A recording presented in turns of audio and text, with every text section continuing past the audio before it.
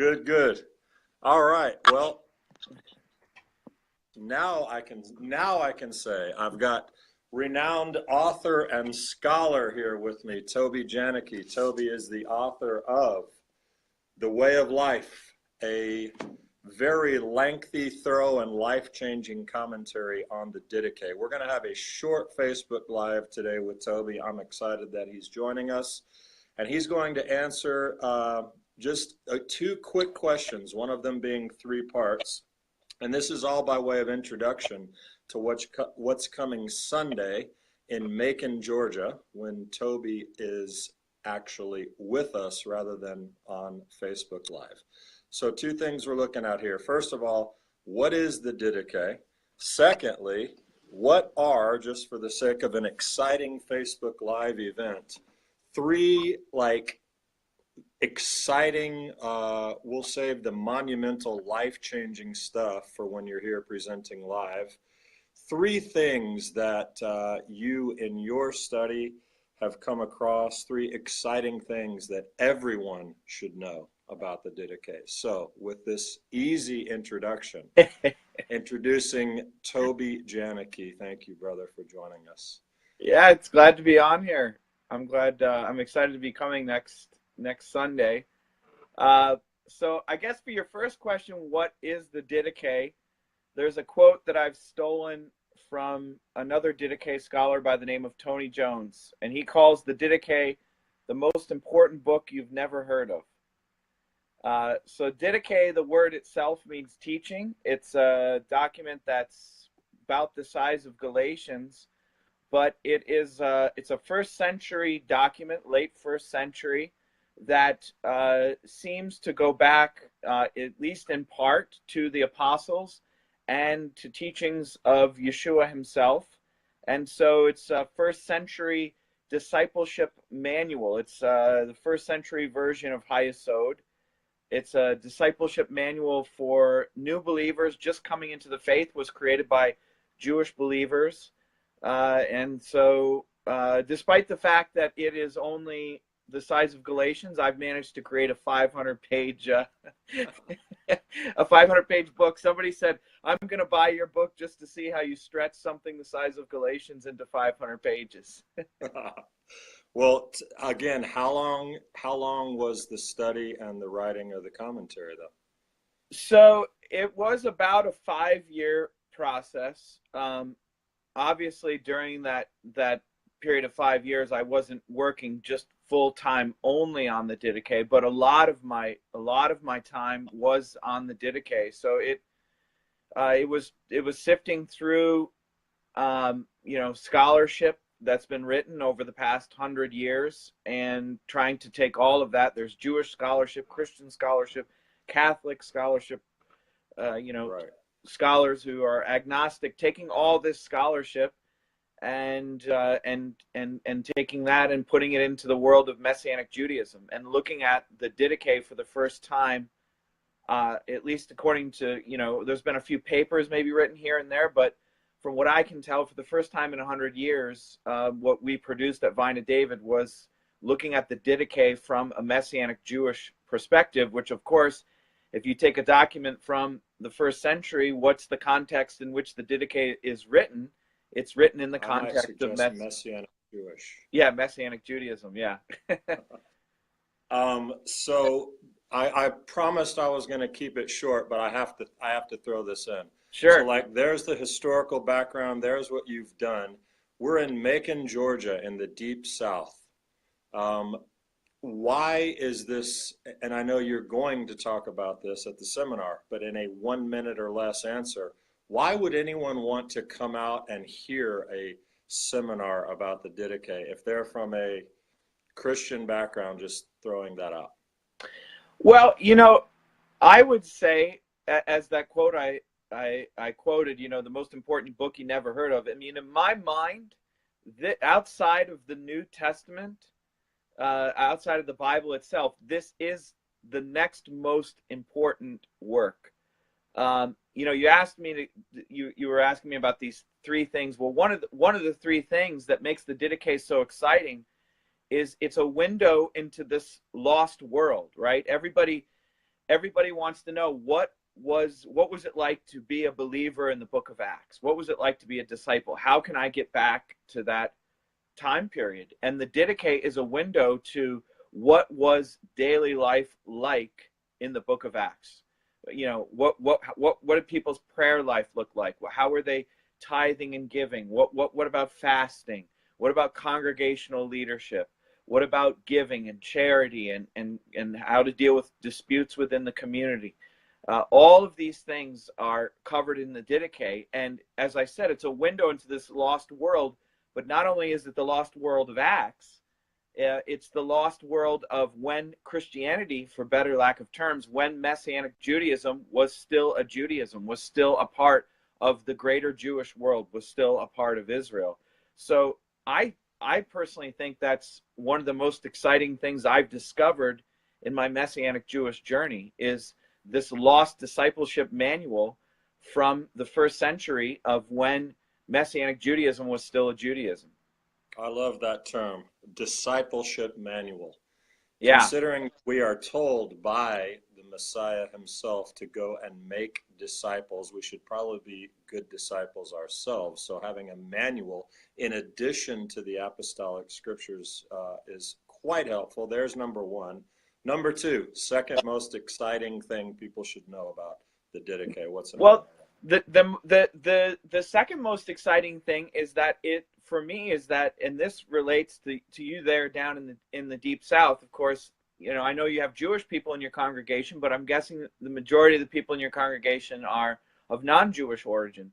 The Didache was explicitly written to non-Jewish believers to introduce them to faith in Messiah and to Judaism and the Torah. You can imagine that, you know, you take a pagan in the first, second century, and you bring them into the Messianic Jewish community. They need to know what should their life look like. So right. it you know, a lot of people will say, you know, well, what should my life look like as a disciple? I mean, obviously, you can comb through the New Testament and you can comb through the Torah and the Hebrew scriptures and the Tanakh and the prophets. You can comb through all these things, and you can find out specifically as a Messianic Gentile, as a Gentile believer, what should my life look like. But here you have this document written by early Jewish believers that shows what should your life look like from an apostolic perspective. What should Gentiles be doing? What do they start with? What are the basics? And one of the most exciting things about the Didache is that it is not a theological document. You know, so much of you know, at least in the faith that I grew up with, is what, you know, making sure you believe the right thing. Right. Whereas the Didache is concerned with right behavior, and right. It gets it gets right to the heart of it. And it doesn't begin with necessarily, you know, our relationship to God. It begins with our relationship to one another, which, of course, the Didache being a document written by Jewish disciples of Yeshua, that's what we'd expect, because that's what Yeshua really came emphasizing was, yes, there's this relationship with God, and this is important. We need to get this right, but it begins on a personal level. And all the law and the prophets hang on those two, right? Yeah, absolutely. Excellent. Number three, what's a third little tidbit, exciting thing as we're preparing to hear more on Sunday? I think the third most exciting thing for me is that this is a document that was lost for almost 1,400 years. We have the early church writers quoting it, and then around the 5th century, it just sort of drops off. It's not quoted anymore. And so I'll talk about this particular Greek archbishop who discovered it in Istanbul, but he discovered it about 100 years ago.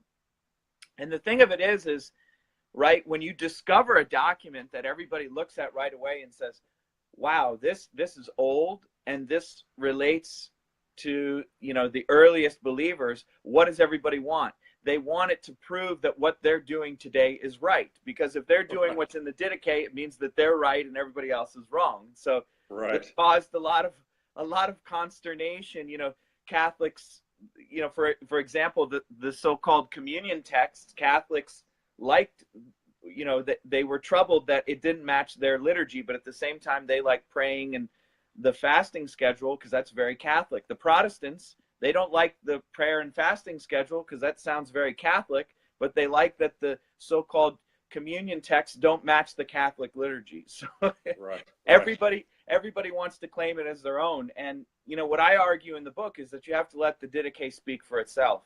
And the Didache is not written from a Protestant mindset, a Catholic mindset, a Greek Orthodox mindset, a charismatic, modern day Christian mindset. It's written from the perspective of Jewish believers in the first century. And that to me is one of the most exciting aspects about the Didache. As is the entire New Testament. And so the written by Jewish authors, I'm saying. And absolutely. So the importance of what Toby is coming to present, I can't understate it or overstate it, but I can't think of the right word. But the point is, you can't overstate it enough. I can't overstate it enough. We have a great opportunity. Just the introduction of this book, just the introduction, and it's, I don't know, it's less than 50 pages, really just opens up your mind to how apparent the Jewish foundation of the Christian faith is. And I'm hoping, and I'm sure you will touch on a little bit about, how we had this and it just kind of vanished into oblivion. And now we have what we have today, which is very different than this. And so there is so much that we're going to be able to talk about and look at when Toby's here. And I will say this just for those in our area. We don't get the opportunity to have a lot of Messianic Jewish scholars come to Macon, Georgia. So this is going to be an opportunity to learn and to grow in your faith and your connection to Messiah, your connection to God. And as we've already talked about, more about what you think and more about what you do. A different way to look at how we walk out our faith. And I think for me, and the three things that Toby said, supporting action, because Yeshua was more about action than having a list of things that we believe. So, yeah. And if I could just add please, one thing, since you're the author, please. The thing about the work and the thing about the 5-year period is it wasn't for me just an academic exercise. It's something that changed me personally.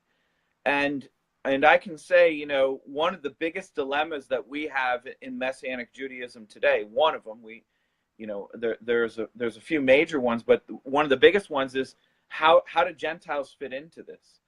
And right. The very fact that you have a manual written by Messianic Jews as an invitation to join Messianic Judaism was something that was very meaningful to me, and showing me exactly where is my place in that and how do I fit in that. So these 5 years that I went through the text, they changed me, and it's something I even read today and challenges me on a daily basis. Absolutely.